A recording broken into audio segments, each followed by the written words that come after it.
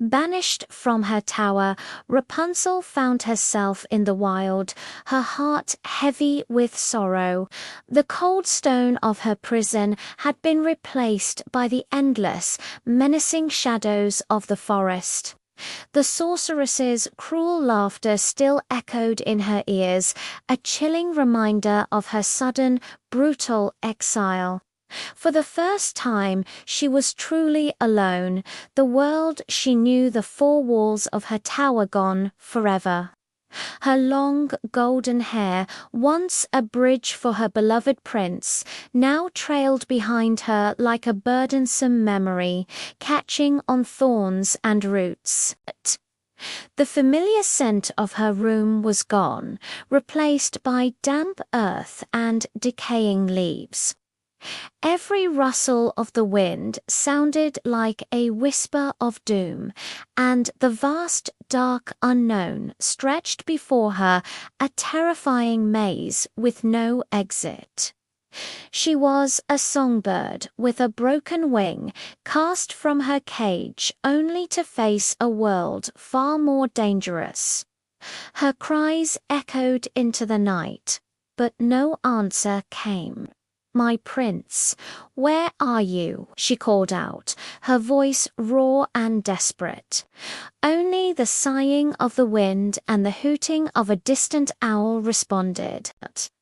She clutched the heavy braid of her hair, the very thing that had connected her to love, now a useless weight. The tears that streamed down her face were cold against her skin, each one a tiny monument to her shattered dreams. The moon, a sliver of cold light, offered no comfort, only illuminating the emptiness that surrounded her. Loneliness was a physical ache, a hollowness in her chest that was deeper and more painful than any hunger. She stumbled through the darkness, her bare feet tender on the rough ground, the prince's name a constant unanswered prayer on her lips.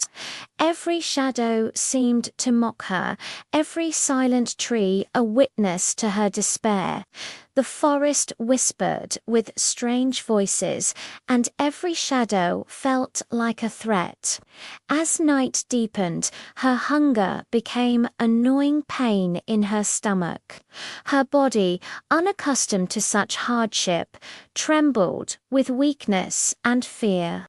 The snap of a twig nearby made her jump, her heart hammering against her ribs. Were those glowing eyes watching her from the undergrowth? Was that a growl she heard, or just the wind playing tricks on her terrified mind?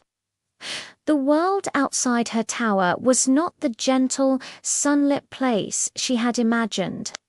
It was a realm of unseen predators and constant, creeping dread.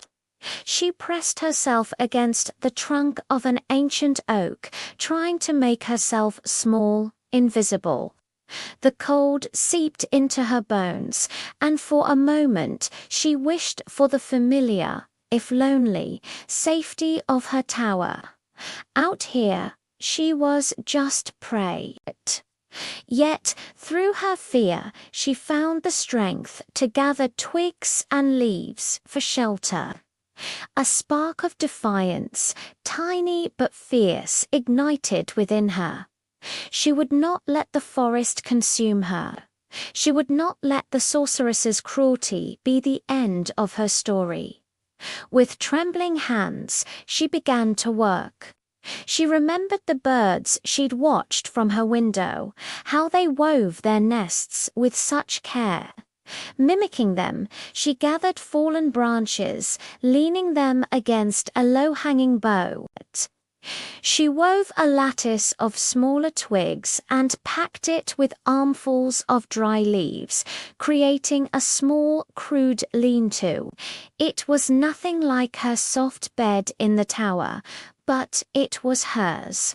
It was a shield, however fragile, against the wind and the prying eyes of the night.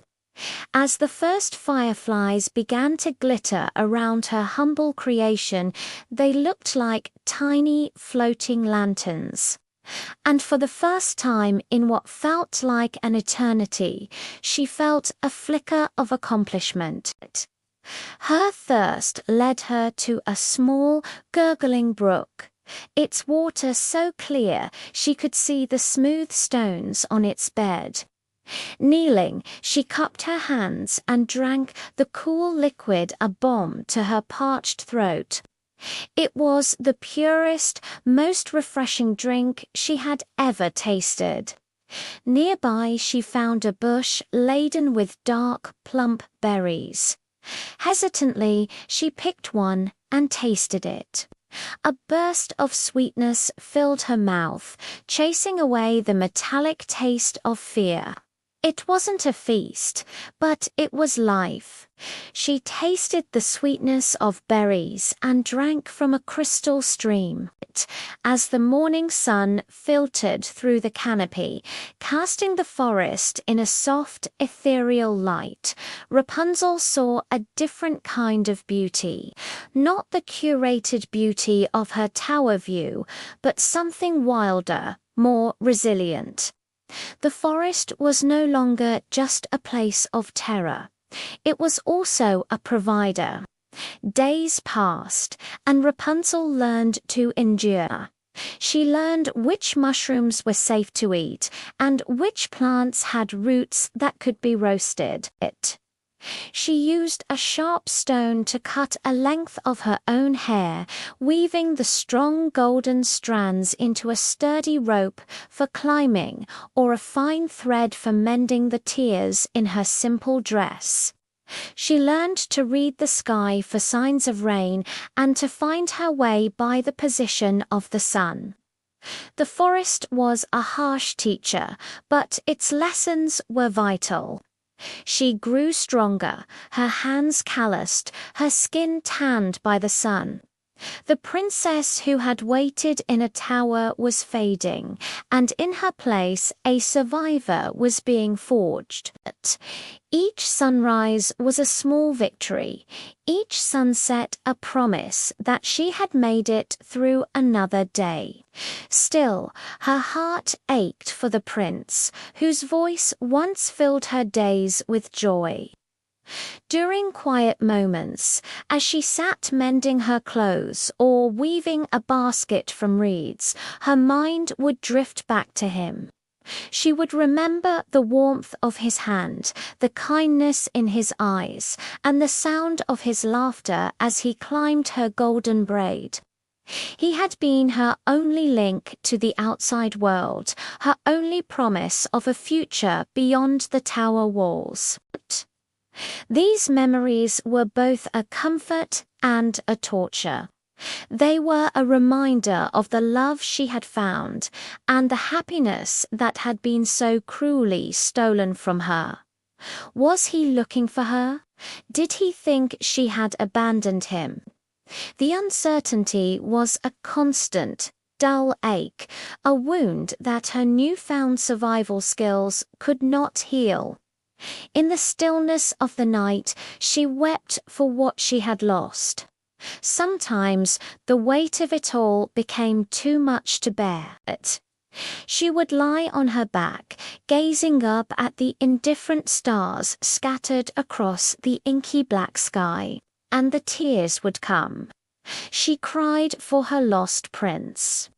For the simple-minded sorceress who was the only mother she had ever known, and for the life she might have had. The vast, silent cosmos seemed to magnify her smallness, her utter isolation. The tears that fell were not just for her present sorrow, but for the years of loneliness in the tower, a loneliness she had only truly understood once she had tasted freedom and love. In these dark moments, hope felt like a distant foreign country she might never reach. Then, one night, the wind carried a sound soft, familiar, and full of hope.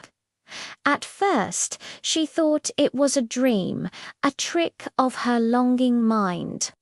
But there it was again, a faint melody weaving through the trees. It was a song. A song she knew.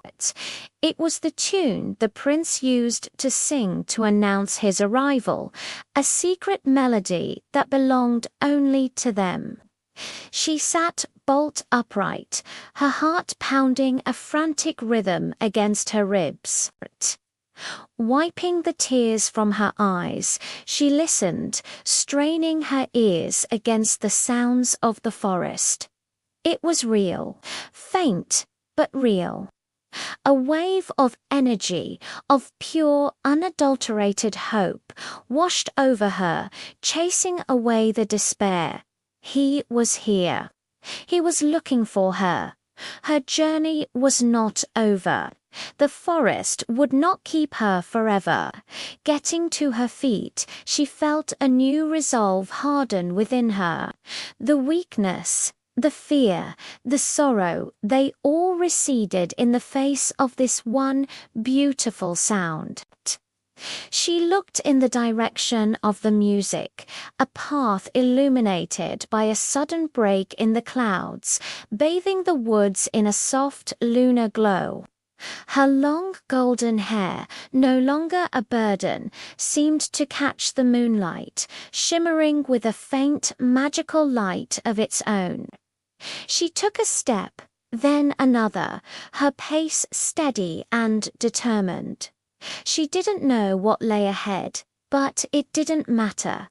Hope was her compass now, and it was guiding her home. The princess in the tower was gone. The survivor of the woods was now a huntress, and she was hunting for her future. Thank you so much for watching.